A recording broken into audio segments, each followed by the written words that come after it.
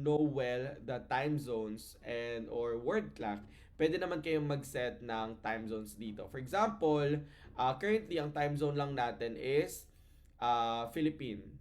There you go. If you want to add another time zone, let's say you wanna add your client's time zone, you go to settings, and then pupunta lang kayo sa time zone, and then by default, hindi siya naka-check yung display secondary time zone. So if you wanna add a secondary time zone, i-check nyo lang siya, and then let's say yung client natin ay taga Los Angeles. There you go. And then, pwede siyang i-separate. So, yung nasa taas, ay separate is switch. So, yung nasa taas is yung magiging primary time zone nyo. Yung nasa baba is the secondary time zone. For example, this is client.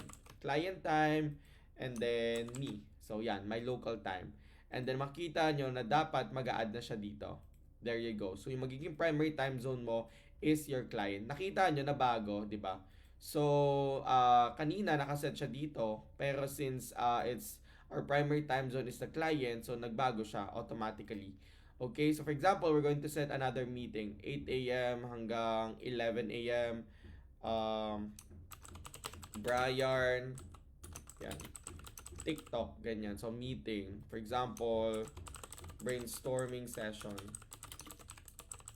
There you go. So, maglagay lang kayo ng details dito, and then yung guest, and then save. Pwede nyo palitan yung time, yung color din if you want. There you go. So, mag-set na kayo ng meeting, using the client's time zone. And makikita nyo, may option din naman kasi kayo dito. Nakikita nyo yung time zone dito. So, for example, kung ayaw nyo na kung ano yung nakaset sa inyo na time zone, pwede nyo naman palitan to. So, hanapin nyo yung time zone. Let's say, yung time zone ay saan? Let's see sa Toronto. Yan, Toronto. So it's Eastern time. So if you're using or if you're not using separate time zone, then i-uncheck nyo lang yan, okay nyo. So kumbaga, nakaano na to. Itong nakaset na meeting na yon ay Toronto na. So hindi na siya yung kaninang Los Angeles. So ganun lang siya. And then meron din naman ikaw option na world clock. So world clock ginagamit natin siya para makita lang yung mga time currently ng, for example, you have teammates from different parts of the world. So click nyo lang yan. So world clock, hanapin yung world clock. There you go. And then pwede kayo mag-add ng time zone.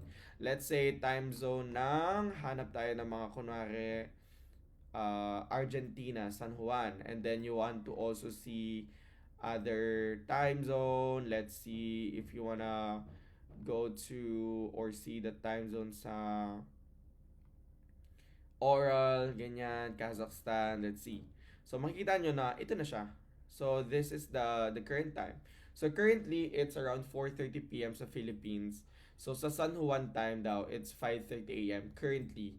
Oral time naman, it's 1:30 p.m. So ganun lang. That's the purpose of world clock.